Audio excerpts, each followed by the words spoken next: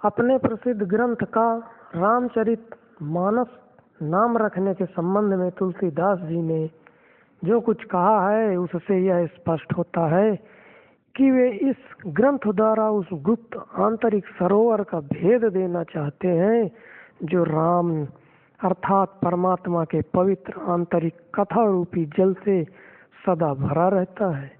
इस आंतरिक सरोवर को मान सरोवर, अमृत का सरोवर या अमृतसर भी कहते हैं। यह सरोवर कहाँ है और कैसे बना है, इसे तुलसीदास जी ने बड़े ही सुंदर ढंग से समझाया है। वे कहते हैं कि हमारी निर्मल बुद्धि की धरती पर ही हृदय रूपी अगाध सरोवर का स्थान है। वेद पुराण आदि सदग्रंथों के समुद्र का वाष्प रूपी सार, लेकिन साधु संत रूपी मेघ परमात्मा के गुणगान की पवित्र वर्षा करते हैं, जिसका जल बहुत ही मीठा, मन को मुग्ध करने वाला है, कल्याणकारी होता है।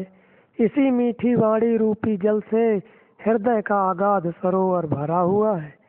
तुलसीदास जी यहाँ अंतर के भेद का अधिक विवरण न देकर उस मीठी आंतरिक वाणी या शब्द धुन का केवल संकेत करते हैं, जिसका रहस्य साधु संतों से प्राप्त होता है और जिसे अपने अंदर सुनकर अपूर्व शांति और शीतलता प्राप्त होती है। वे कहते हैं, सुमति भूमि थल हृदय अगाधु, वेद पुराण उदधि घन साधु, बरसहि राम सुजस बरबारी, मधुर मनोहर मंगलकारी। इस रामचरित मानस नामक परमात्मा की पवित्र आंतरिक कथा को अपने आंतरिक कान से सुनने पर शांति एकाग्रता प्राप्त हो जाती है। जो स्त्री पुरुष इसे सदा आदर और प्रेम से सुनते हैं वे ही श्रेष्ठ देवता के समान परम पवित्र जीव इस मानस के सच्चे अधिकारी हैं। इस सरोवर को संतों ने अधिक स्पष्ट करते हुए इसे मान सरोवर कहा है और बताया है कि नाम के अभ्यास के समय आंतरिक मंडलों में यात्रा करती हुई अभ्यासी की आत्मा जब इस पवित्र मान सरोवर में पहुंचकर स्नान करती है तो उसके सभी अच्छे और बुरे कर्मों का मैल धुल जाता है। इसे संतों ने आम शिष्यों को समझाने के लिए कौवे का मान सरोवर में स्नान करके हंस बन जाना कहा है। इस मान सरोवर को केवल आंतरिक आँख, मानस चक्षु या दिव्य चक्षु से ही देखा जा सकता है। इसमें स्नान करने या गोता लगाने पर बुद्धि निर्मल हो जाती है, हृदय आनंद और प्रेम से भर जाता है और जीव उस आनंद और प्रेम की धारा में निमग्न हो जाता है।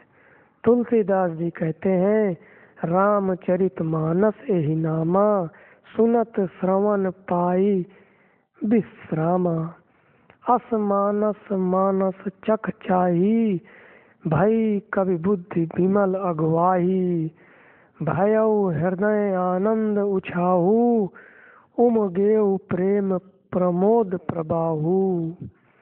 विषयों की आग में सदा जलते रहने वाला मन रूपी हाथी इस मान सरोवर में स्नान कर सदा के लिए निर्मल और सुखी बन जाता है। इसके सभी पाप धुल जाते हैं और इसके जन्म मरण के दुखों का नाश हो जाता है। काम क्रोध लोभ मोह और अहंकार दूर हो जाते हैं, विवेक और वैराग्य बढ़ जाते हैं तथा हृदय के पाप और ताप नष्ट हो जाते हैं। मन कर विषय अनल बन जरई, होई सुखी जौ एहि सर परई, त्रिविध दोष दुख दारिद्र दानव, कलि कुचालि कुल कलश नसावन। काम कोह मद मोह नसावन, विमल विवेक विराग बढ़ावन।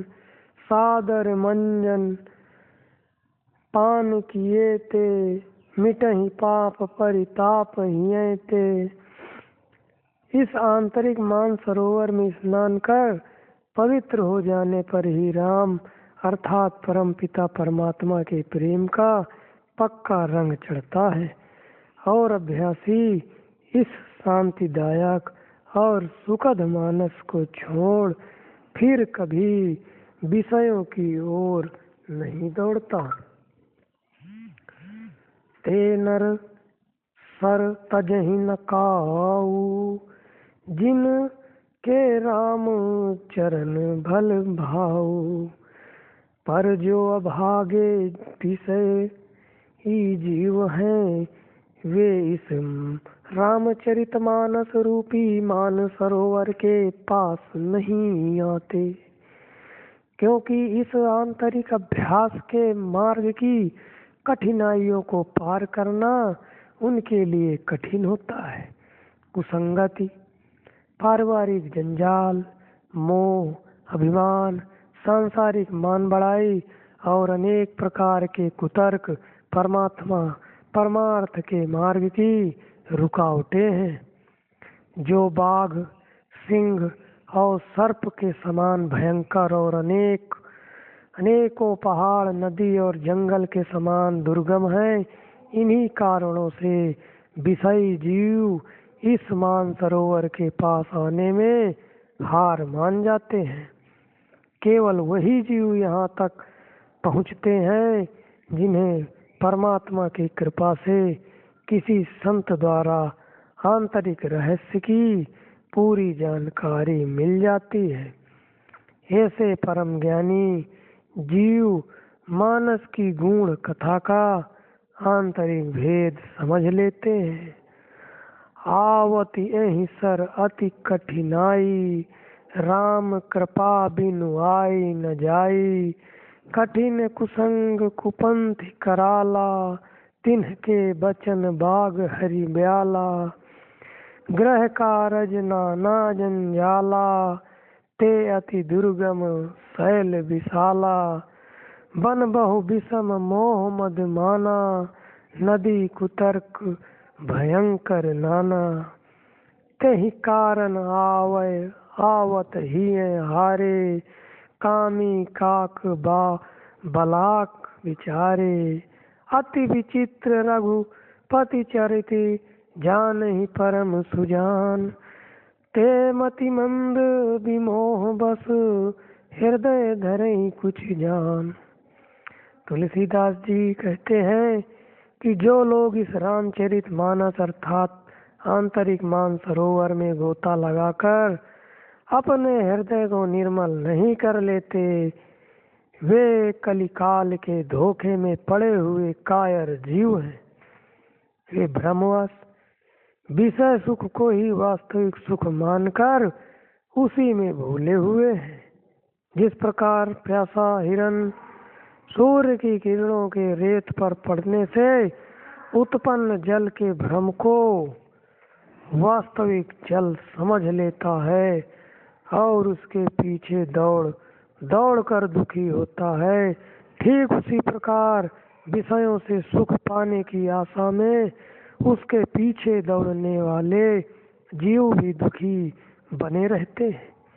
जिस जीव पर परमात्मा की कृपा होती है, केवल वही सारी कठिनाइयों को पार कर अपने आंतरिक मानसरोवर तक पहुंचता है और उसमें स्नान कर निर्मल हो जाता है तथा संसार के त्रिविध दुखों से सदा के लिए छुटकारा पा जाता है। जी एहि बारी न मानस धोए, ते कायर कलिकाल बिगोए। त्रसित निरखी रवि कर भव बारी, फिरहि मृग जिमे जीव दुखारी। सकल विघ्न व्यापय नहीं तेहि, राम सुरकृपा बिलो कहीं जेहि।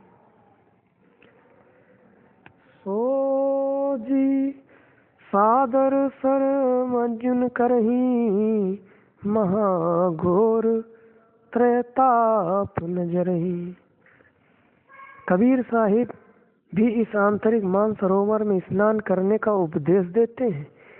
त्रिकुटी नामक दूसरे आध्यात्मिक मंडल को पार करने पर 10वें द्वार के शुद्ध चेतन खंड में, जिसे श्वेत शून्य कहते हैं, यह मानसरोवर मिलता है, जिसमें स्नान करने पर यह आत्मा निर्मल होकर हंस रूप हो जाती है और उसे वहाँ अमृत का आहार प्राप्त होता है, जैसा कि कबीर साहिब कहते हैं।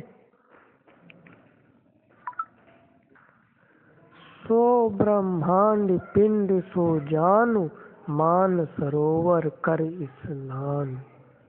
राधा स्वामी।